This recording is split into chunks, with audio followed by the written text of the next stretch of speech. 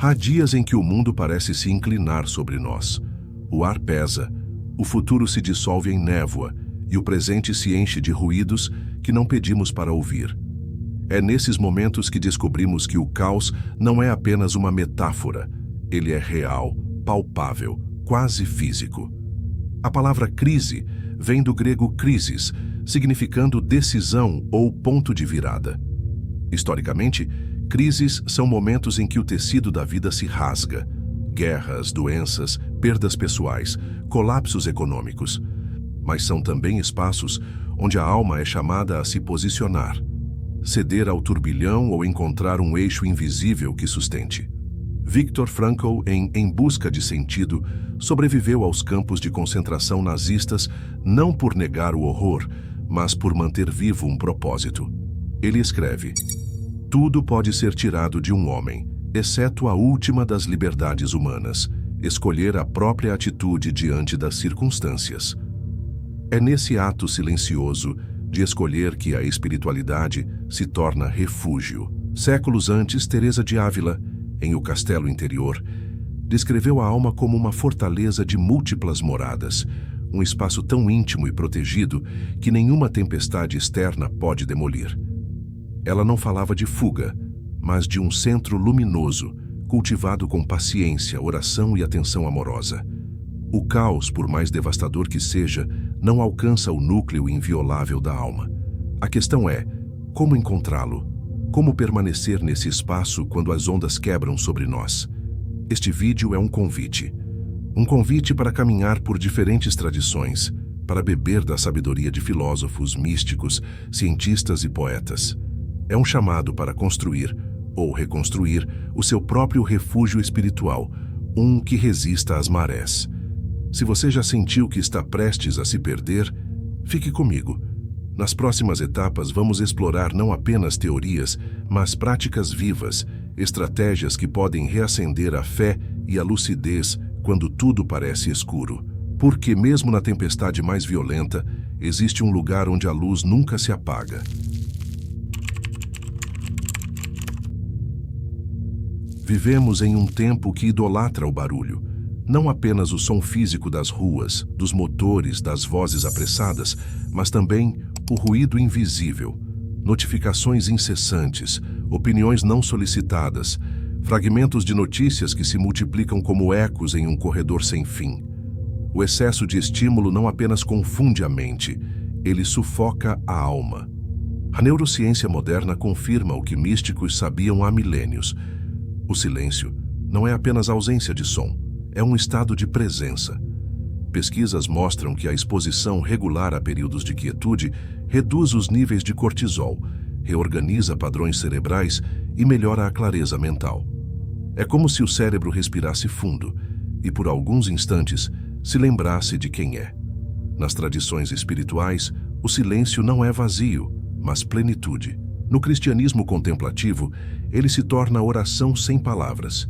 Como ensinou Thomas Merton em A Montanha dos Sete Patamares, descrevendo o recolhimento não como fuga do mundo, mas como imersão em sua realidade mais profunda. No sufismo, o dhikr, a recordação constante de Deus, é praticado muitas vezes no silêncio do coração, onde não se ouvem vozes externas, mas se percebe um canto interno que não cessa. No budismo, mestres como Thich Nhat Hanh nos lembram que sentar em silêncio não é não fazer nada, mas participar ativamente do tecido vivo do presente. É nesse lugar que a mente turbulenta se acalma e o coração se abre. Rumi escreveu: "O silêncio é a linguagem de Deus, todo o resto é tradução." Essa frase nos provoca. Quantas vezes confundimos a vida com a tradução imperfeita de algo muito maior? Encontrar silêncio em meio ao ruído exige disciplina.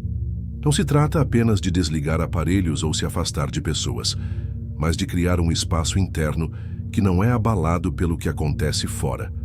E assim, no meio do caos, quem aprende a habitar esse silêncio descobre uma força que não precisa gritar para existir. No próximo capítulo, vamos falar sobre essa força, a fé, não como crença passiva, mas como um ato de resistência diante do absurdo. Falar de fé em tempos fáceis é quase um luxo. Mas nos períodos de caos, a fé deixa de ser um adorno e se torna alimento. Não falo aqui de uma fé frágil, dependente de certezas confortáveis, mas de uma fé que é, por si mesma, uma forma de resistência. Resistência contra o cinismo que diz que nada tem sentido. Resistência contra o medo que paralisa. Resistência contra a tentação de se entregar à desesperança. Dietrich Bonhoeffer, teólogo que escreveu Resistência e Submissão enquanto estava preso pelo regime nazista, não viveu uma fé teórica. Ele sabia que crer naquele contexto era colocar a própria vida em risco. Para Bonhoeffer, a fé era inseparável da ação. Não bastava esperar por um milagre. Era preciso encarnar a esperança no cotidiano.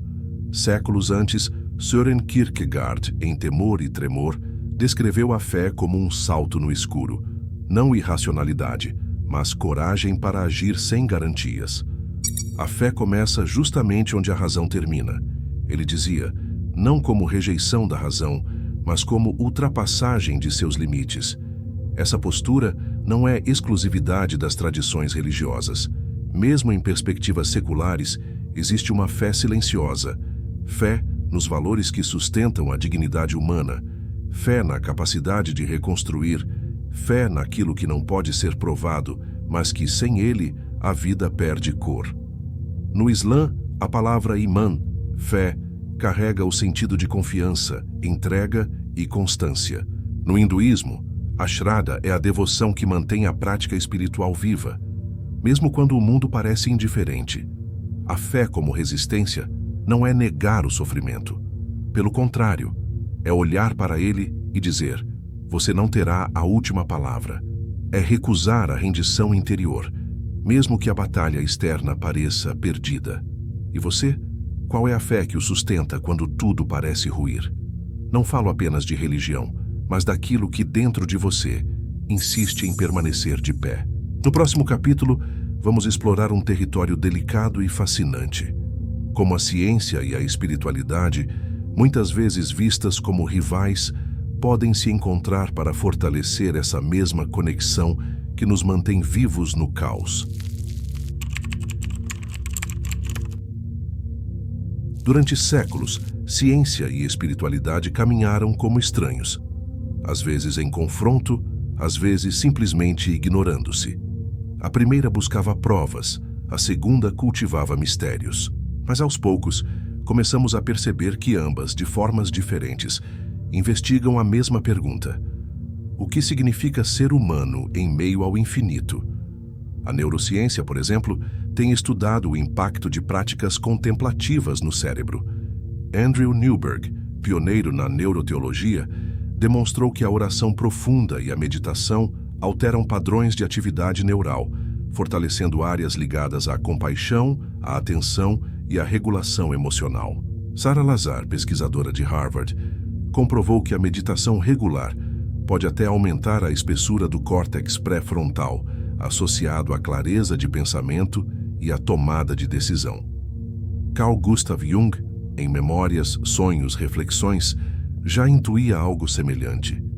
Ele via no inconsciente coletivo e nos arquétipos espirituais uma ponte entre a psique individual e um campo simbólico maior, universal. Para Jung, a espiritualidade não era um apêndice da vida mental, mas parte essencial da integração psicológica. William James, em As Variedades da Experiência Religiosa, investigou com rigor científico relatos de êxtase, conversão e iluminação. Longe de descartá-los como ilusões, ele reconheceu que tais experiências moldam a vida de forma tão poderosa que não podem ser ignoradas pela psicologia.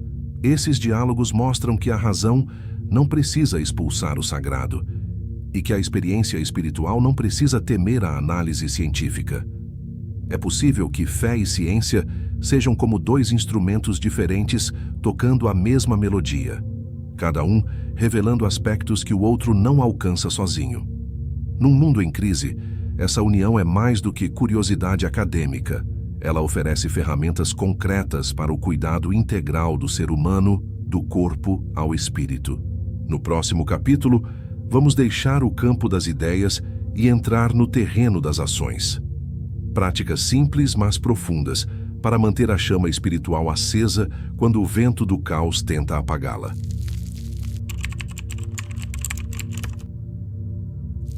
A espiritualidade não sobrevive apenas de ideias. Ela é como uma chama. Precisa de combustível, precisa de cuidado, precisa de gestos concretos que a alimentem, mesmo quando tudo ao redor conspira para apagá-la. Ao longo dos séculos, diferentes tradições desenvolveram práticas para sustentar essa luz interior. Elas não são mágicas por si mesmas, ganham poder quando se tornam parte de um ritmo de vida. A primeira é a oração, que pode ser recitada, silenciosa, ou até mesmo uma conversa espontânea com o divino. Anthony de Mello, em Sadhana, Um Caminho de Oração, ensina exercícios que não se limitam a pedir, mas a abrir espaço para escutar. A oração, nesse sentido, não é uma lista de desejos, mas um alinhamento da alma com algo maior.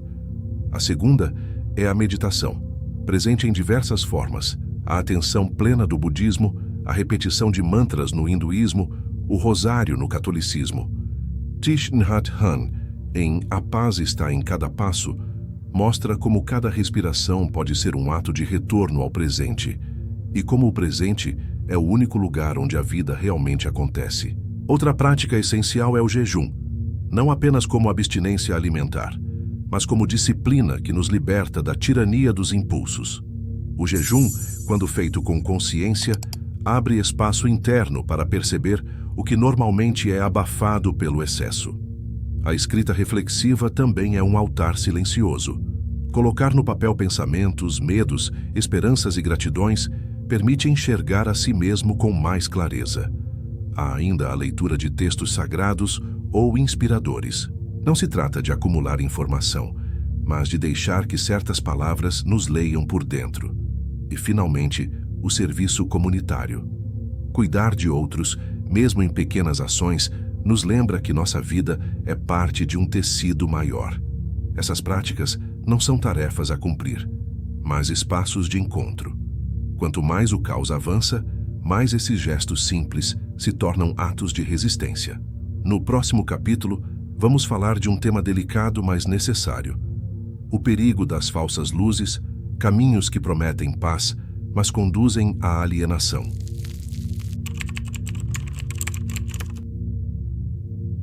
Nem toda luz vem da verdade.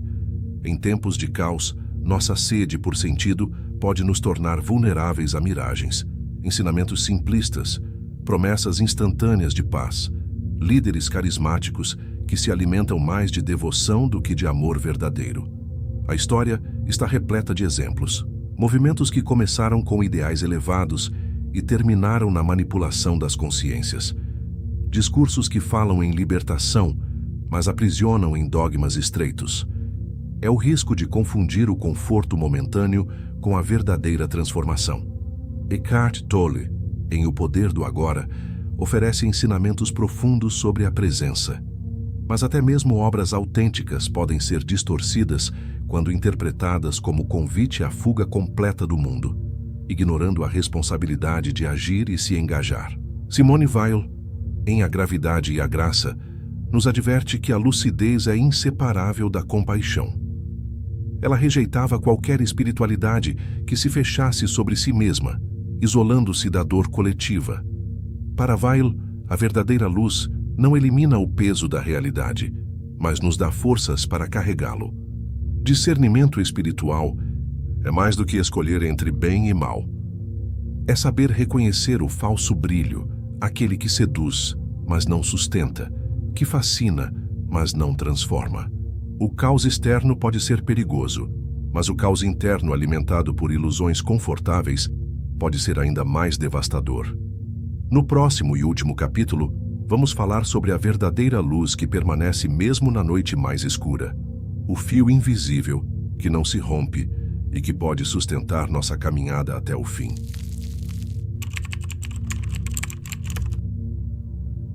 Mesmo na noite mais densa, há sempre um ponto de luz. Às vezes é uma lembrança antiga, outras, uma palavra que recebemos no momento certo. Às vezes, é apenas a certeza inexplicável de que não estamos sós. A teologia chama isso de esperança transcendente, uma esperança que não depende de circunstâncias favoráveis. Jürgen Moltmann, em Teologia da Esperança, afirma que a fé não é olhar resignado para o céu, mas antecipação ativa de um futuro onde a justiça e a plenitude prevalecem. É viver como se a promessa já estivesse cumprida, mesmo que o mundo pareça dizer o contrário. O apóstolo Paulo, na carta aos Romanos 8:38-39, escreveu: "Nada poderá nos separar do amor de Deus." Não é apenas uma frase de consolo, mas uma afirmação radical contra o desespero. Clarice Lispector, sem a linguagem da teologia, dizia algo semelhante: "Até cortar os próprios defeitos pode ser perigoso. Nunca se sabe qual é o defeito que sustenta nosso edifício inteiro." Ela reconhecia que a vida é feita de luz e sombra, e que a beleza, muitas vezes, está em resistir sem precisar ser perfeito. Esse fio invisível que nos sustenta pode ter muitos nomes: Deus, amor, consciência, essência, presença. Mas o importante é que ele está lá mesmo quando não o sentimos. Ele nos chama de volta, como um sino distante, como um farol no horizonte. Agora, mais do que nunca, precisamos segurar esse fio, não apenas por nós, mas por aqueles que caminham ao nosso lado e talvez já estejam quase soltando a mão. Se essa mensagem tocou você, inscreva-se no canal, curta este vídeo e compartilhe com alguém que precise de um pouco de luz hoje. Sua interação nos ajuda a continuar produzindo conteúdos que alimentam a alma e fortalecem o espírito.